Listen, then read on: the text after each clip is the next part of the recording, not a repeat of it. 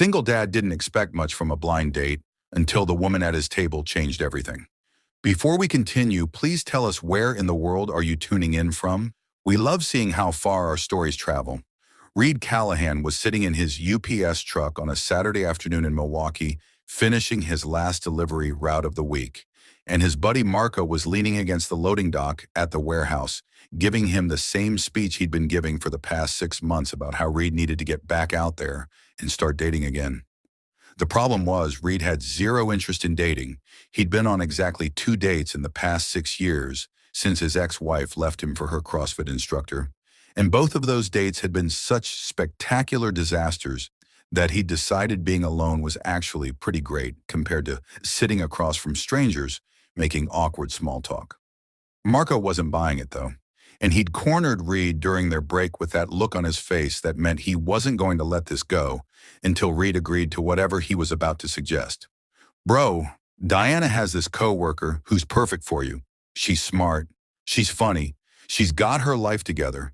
Just meet her for one drink, and if it sucks, you never have to do it again, Marco said, and Reed was already shaking his head before Marco even finished the sentence. Man, I appreciate it, but I'm good. I've got Charlie and work, and that's all I need.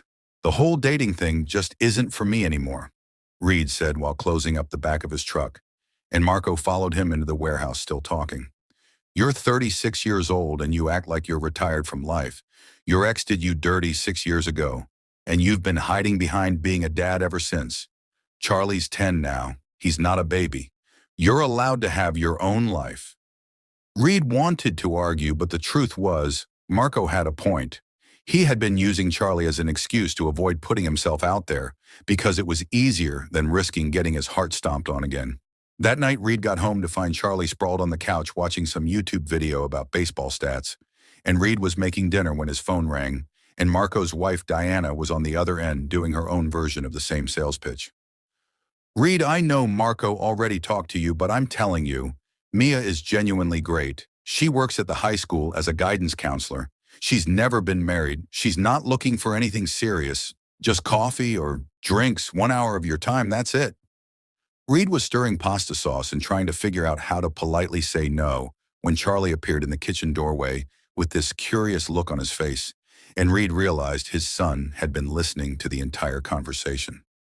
After Reed hung up with a non-committal, "I'll think about it," Charlie didn't even wait 2 seconds before asking, "Dad, who's Mia? Is she someone you're supposed to go on a date with?" Reed felt his face get warm because talking about dating with his 10-year-old felt weird in a way he couldn't quite explain. "It's nothing, buddy. Just Marco's wife trying to set me up with someone from her work. I'm not going." Charlie sat down at the kitchen table and got that serious expression he had when he was really thinking about something. "Why don't you ever go on dates like people do in movies? All my friends' parents who are divorced have girlfriends or boyfriends. How come you don't?"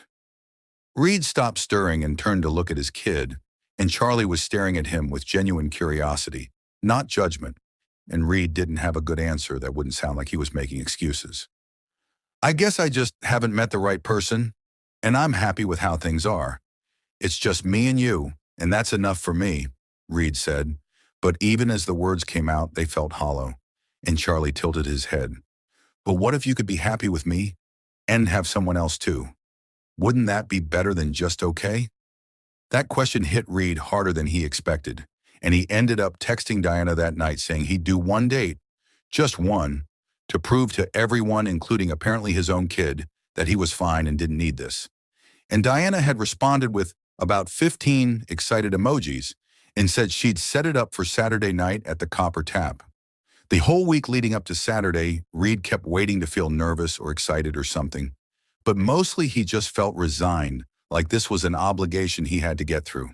And by the time Saturday evening rolled around, he'd mentally planned out exactly how the night would go. 45 minutes max, be polite but not too engaged, have a fake early morning excuse ready, and get home before 9 to watch the game. He showed up at the Copper Tap at 7 on the dot, wearing jeans and a flannel shirt he'd grabbed off his bedroom floor. Zero effort, because what was the point of trying to impress someone when he already knew this wasn't going anywhere? The brewery was one of those trendy Milwaukee spots with exposed brick and craft beer lists that took up an entire chalkboard wall, and Reed grabbed a table near the back, ordered an IPA from the waitress, and pulled out his phone to scroll through nothing while he waited. He was mentally rehearsing his exit speech, something like, "This was really nice, but I'm not in a place to date right now, I hope you understand," when a woman walked through the front door looking around nervously, and Reed recognized her from the extremely brief description Diana had given him, which was basically just brown hair, glasses, really pretty smile. He raised his hand in a half wave, and the woman, Mia apparently, walked over with this expression that was equal parts relieved and terrified. And before Reed could even say hello, she sat down and immediately launched into, "I'm going to be completely honest with you. I almost canceled this like 3 separate times. I'm absolutely terrible at dating, and I have no idea what I'm doing here." Reed felt himself actually smile for the first time all week. "That's funny because I spent the entire drive over here planning my exit speech for how to politely bail after 45 minutes, so we're starting from pretty low expectations." Mia laughed, and it was genuine, not polite, and she relaxed back in her chair. "Okay, so we both don't want to be here. That actually makes this way less stressful.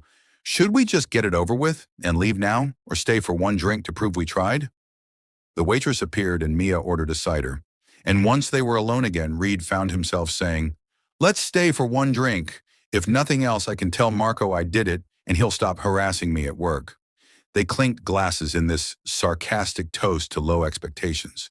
And somehow that completely killed the pressure, and they started actually talking like normal people instead of two strangers performing a first date. Mia told him she was a guidance counselor at one of the Milwaukee public high schools and had been doing it for 8 years, never married, spent most of her 20s and early 30s focused on her career. And now her parents called her every Sunday to ask when she was going to settle down and give them grandchildren, which was driving her crazy. "I love my job and I love my life, but everyone acts like I'm incomplete without a husband and 2.5 kids. Diana's been trying to set me up for months, and I finally agreed just to get her off my back," Mia said, and Reed appreciated the honesty. He opened up more than he'd planned to, told her about his ex-wife leaving 6 years ago, the affair, the messy divorce, and how he'd basically given up on trusting his own judgment when it came to people because he'd been completely blindsided.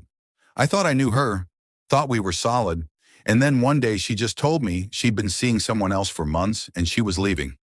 And I've been gun-shy ever since because if I was that wrong about her, what else am I wrong about?"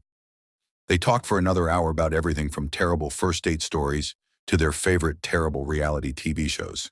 And somewhere around the 90-minute mark, Reed realized he'd completely forgotten about his exit speech and was actually enjoying himself.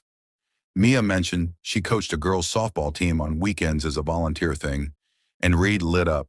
"My son Charlie is obsessed with baseball, plays Little League year-round. I spend every Saturday at some field somewhere watching 10-year-olds try to figure out how to slide into second base." They traded youth sports horror stories, the parent drama, the kids who cried when they struck out, the absolute chaos of trying to organize a team snack schedule, and Reed found himself laughing in a way he hadn't in months. When the waitress came by to ask if they needed anything else, Reed looked at his phone and realized it was almost 9:30, and they'd been sitting there for over 2 hours. "I should probably get going. I've got an early morning," Mia said, but she didn't sound like she was in a hurry, and Reed nodded. "Yeah, me too. This was actually really nice. Way better than I thought it was going to be, if I'm being honest." They walked out to the parking lot and stood by Mia's car. And there was this awkward moment where neither of them knew exactly what to do next. "Can I get your number?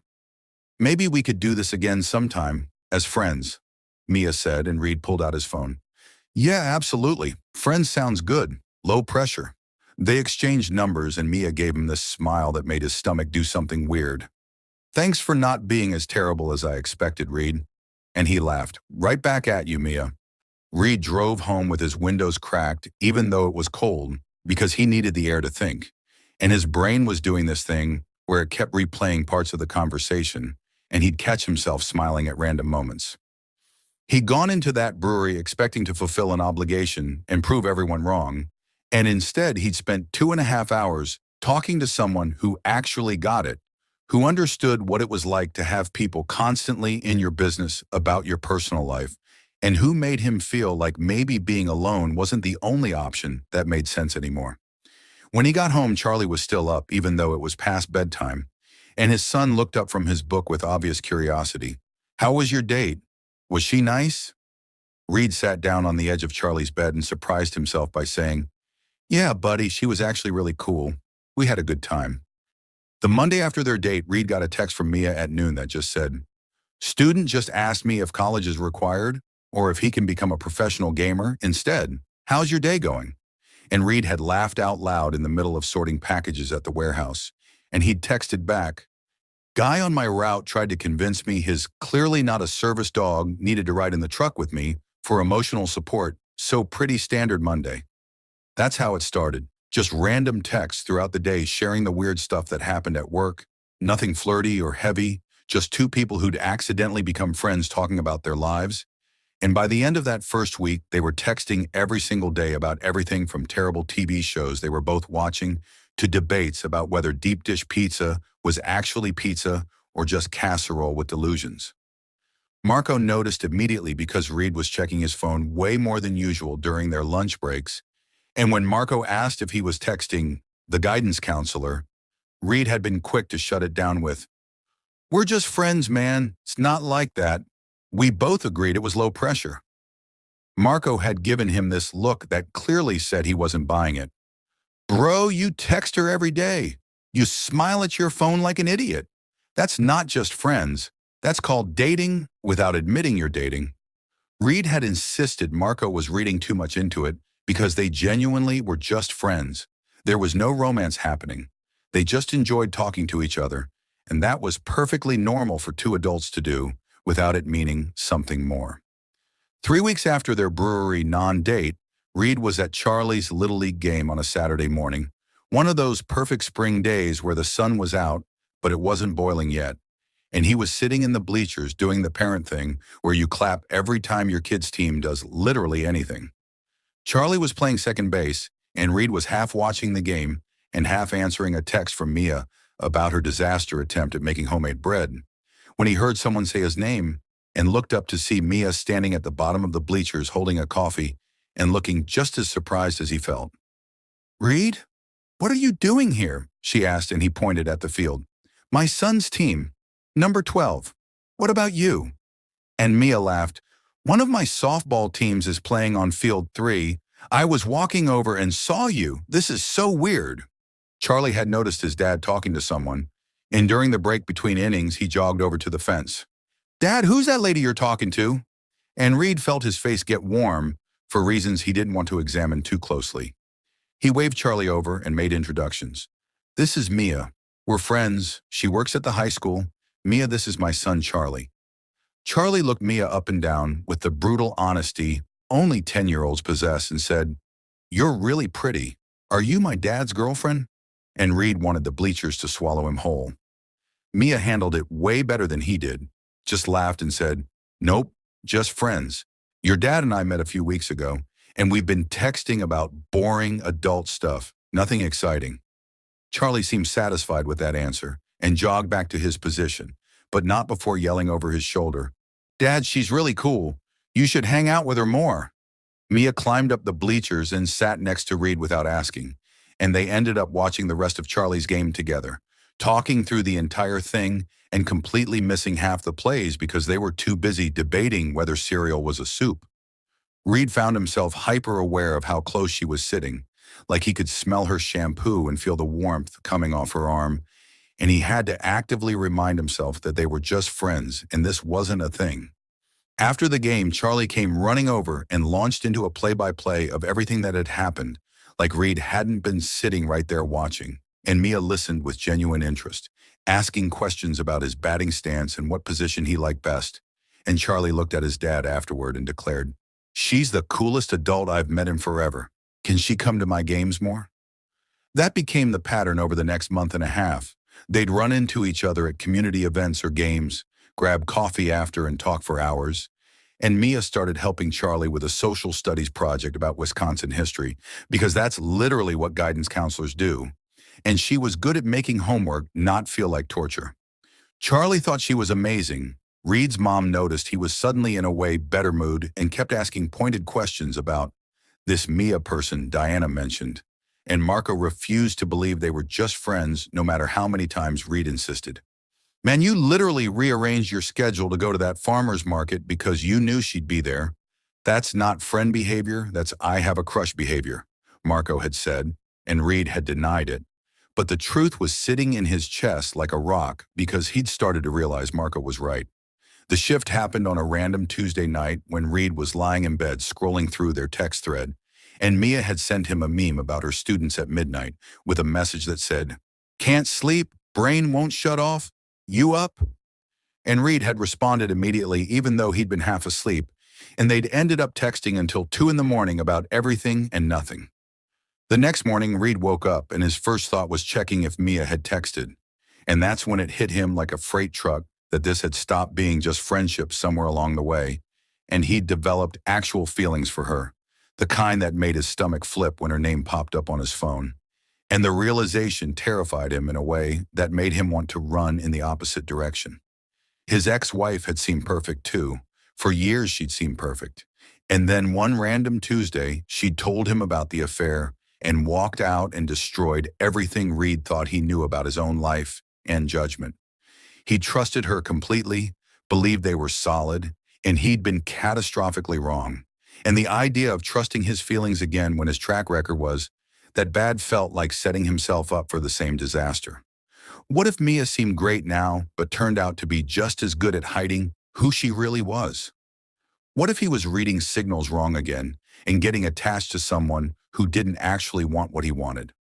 What if he let himself fall and ended up wrecked again, except this time Charlie would be collateral damage because his son was already attached to Mia, and losing her would hurt him too? Reed started pulling back without really meaning to. He'd take hours to respond to texts instead of minutes, make excuses when Mia suggested grabbing coffee, decline invitations to community stuff he knew she'd be at, and he told himself he was protecting both himself and Charlie from inevitable hurt. Mia noticed immediately because of course she did, and her texts went from frequent and chatty to cautious and infrequent, like she was trying to figure out what she'd done wrong. She stopped suggesting they hang out, stopped sending random memes at midnight, stopped asking how his day was, and within 2 weeks they went from talking every single day to complete radio silence. And Reed told himself this was better, even though it felt absolutely terrible. Charlie was the one who called him out on it, and it happened on a Saturday morning when they were eating breakfast and Charlie asked, "Is Mia coming to my game today?" And Reed said no without looking up from his cereal. Charlie was quiet for a minute, then said, "She hasn't come to any of my games in like 2 weeks. Did you guys have a fight or something?" Reed didn't know how to explain adult emotional avoidance to a 10-year-old, so he just said, "We've both been busy, that's all." And Charlie looked at him with that expression kids get when they know their parents are lying, but can't prove it. "You were way happier when you were texting her all the time. Now you're back to being quiet again. I don't get why you stopped being friends with her." Reed didn't have a good answer for that, because the truth was complicated and messy. He'd stopped being friends with Mia because he'd started having feelings that were definitely not friendly, and he was too scared to do anything about it. So instead, he just ghosted her like a coward, and now they were both miserable, and Charlie was asking questions Reed couldn't answer honestly. His mom had noticed too, and cornered him after church that Sunday with, "You want to tell me why you look like someone kicked your dog?" And when Reed tried to brush it off, she'd given him that mom look that meant she wasn't buying his excuses. "I've known you for 36 years. I know when you're running from something, whatever it is you're scared of. Running doesn't make it go away, it just makes you alone while you're scared." Reed went to bed that night staring at his phone with Mia's contact pulled up, and he typed out about 6 different messages trying to explain why he'd disappeared. But every single one sounded either pathetic or dishonest, so he deleted them all and just lay there feeling like the world's biggest idiot for ruining the best thing that had happened to him in years because he was too scared to take a risk. 3 weeks of complete silence from Mia felt like Reed had voluntarily amputated a limb, And he spent most of that time bouncing between convincing himself he'd made the right call and lying awake at 2 in the morning, knowing he'd screwed up the best thing that had happened to him since his divorce. Charlie's Little League team had clawed their way to the district championship through a combination of decent coaching and sheer 10-year-old determination. And the night before the big game, Charlie came into Reed's room and sat on the edge of the bed with his serious face on. "Dad, can you text Mia and ask if she'll come to my game tomorrow? I know you guys aren't friends anymore or whatever, but she always made me feel like I could actually win. And I want her there." Reed felt his chest get tight because his kid was asking for something simple, and Reed had made it complicated by being a coward. He stared at his phone for 20 minutes after Charlie went to bed, typing and deleting the same message about 15 times, before finally settling on something that didn't make him sound like a complete disaster. "Charlie's team made it to the championship tomorrow at 2. He specifically asked if you'd come. No pressure if you can't make it, but I wanted to ask." He hit send before he could overthink it, and then immediately regretted every word. But 3 minutes later, Mia responded with, "I'll be there. Tell Charlie good luck." And Reed felt this weird mix of relief and terror because he was going to have to see her and probably explain why he'd ghosted her for almost a month. Saturday afternoon hit, and Reed showed up at the field with Charlie, who was bouncing with nervous energy. And Reed scanned the bleachers, trying not to be obvious about looking for Mia, but failing completely. She showed up 15 minutes before first pitch wearing jeans and a Brewers t-shirt. And when their eyes met across the field, Reed felt his stomach drop because she looked good, and he'd missed her, and he had absolutely no idea what to say. Mia climbed the bleachers and sat 2 rows behind Reed instead of next to him, like she would have a month ago.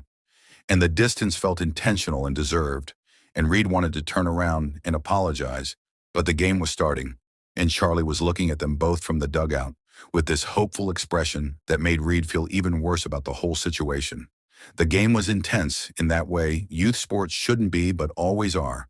Tied score going into the final inning, and Charlie got up to bat with 2 outs and a runner on second. Reed was gripping the edge of the bleachers so hard his knuckles were white, and he heard Mia yell, "You got this, Charlie," from behind him. And Charlie stepped up to the plate and absolutely crushed the ball into left field for a double that brought in the winning run. The entire team erupted, parents were screaming, and Charlie came running over after they'd finished celebrating on the field and threw his arms around Reed, then turned and ran up 2 rows and hugged Mia, who looked completely surprised but hugged him back just as hard. "We did it! We actually won! Can we go celebrate? Can we get pizza? Can Mia come?" Charlie was talking at about 1,000,000 miles an hour, and Reed looked at Mia, who looked uncertain. And Reed said, "Yeah, Bug, we can get pizza. If Mia wants to come, she's welcome."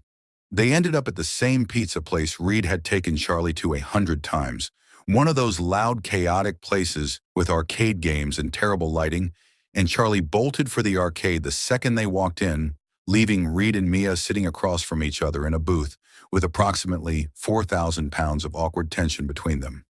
The waitress came and took their order and disappeared, and Reed was staring at the table like it might give him answers when Mia finally broke the silence. "So are we going to talk about what happened, or are we just going to pretend the past month didn't happen?" Mia's voice wasn't angry, just tired, and Reed forced himself to look up and meet her eyes. "I owe you an explanation and an apology. You didn't do anything wrong. I got scared and handled it in the worst possible way."